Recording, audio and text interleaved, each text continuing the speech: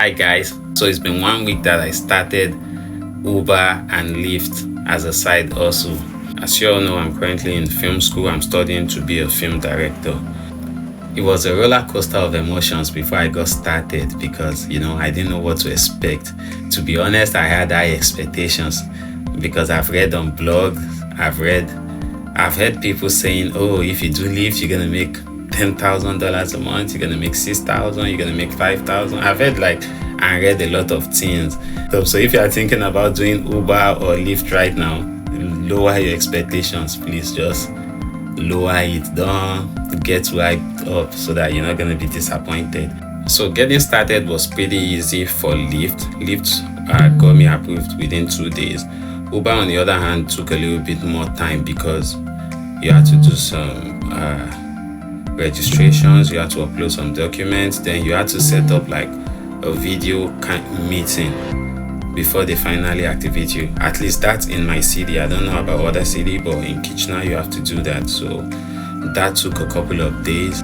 So Lyft was the first one that activated me, and I started with Lyft while I was waiting for Uber to finish up my registration. And in the first couple of days, I'm not gonna lie, I started on a Saturday, so I made about $150 in about 4 hours. So it felt like that wasn't so bad. I was in my area, and within 4 hours I was able to make about $150. So it kind of felt like a win for me that day. The next day was a Sunday, and that was when reality started to set in, because I was out for about 1 hour and I was just waiting for the first ride. I think it took me almost an hour to get my first ride on a Sunday. So it felt like, okay, this is not gonna be as good as I expected, but I felt okay, maybe it's a Sunday, people are just chilling at home. But basically that day I went back home because it kind of felt like I was wasting my time. I didn't really make a lot of money. Fast forward a couple of days, Uber activated my account and I tried Uber. I'm not gonna lie, in my city Uber is better. I think generally Uber is better because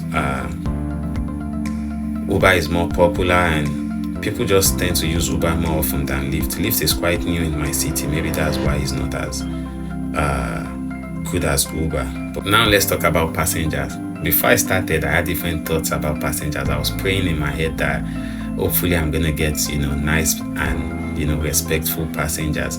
But on the other hand, I was thinking, if I don't get respectful passengers, what am I gonna do? The only solution is to kick them out of the car. I also thought about getting a camera, so that for my protection, for the safety of the passengers. But I just felt like I live in a peaceful city, nothing weird is gonna happen, so I didn't get the camera. But so far so good. I've had interesting passengers. I've had some nice people, I've had some not so nice people, but I really don't care because I'm providing a ride service. I'm not going out there to necessarily look for friends. My main goal is to pick you up and drop you off at your destination safe. Some riders come in and they are polite, is a good, we both have a good ride. And if it's an unpolite rider, still a good ride for me. All I have to do is shut up throughout the ride, and drop you off at your destination. One interesting thing about being an Uber or Lyft driver is, you get access to a lot of information. You get to know a lot of people that you don't know them physically, but you already know a lot about them. Because, for example, a few days ago, I had some riders in my car and they were talking about this lady, Becky. Becky, I don't know who you are, but if you are a Becky and you are a team lead in your work, you are a horrible person. They talked about how horrible you are, and they said you were short. I wonder, are you less than 5 foot? Because they kept on describing you as that short, very angry lady. I hope, Becky, I hope you find some peace. But that's part of the interesting thing about being a Lyft and Uber driver. A lot of passengers just come and they talk a lot in the vehicle. Sometimes they imagine you are not even in front of them, so they talk a lot of things you want to hear, a lot of things you don't want to hear, but all the same, if you do Uber for a month, I can tell you that you're gonna know a lot of things that you didn't know the previous month. So buckle up for that, get your ears ready. remove the earwax, get them out.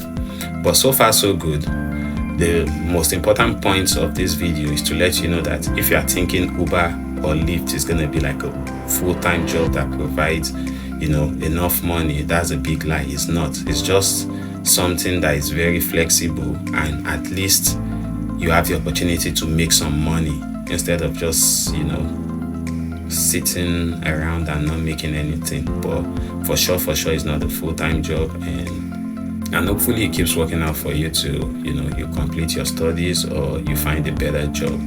And that's it for my first week experience as a Uber or Lyft driver.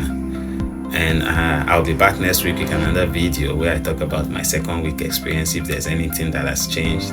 If you enjoyed this video, don't forget to like, don't forget to subscribe so you can follow the journey. Check out my other videos, and I hope you guys have a great week ahead. I'll see you in the next one. Peace.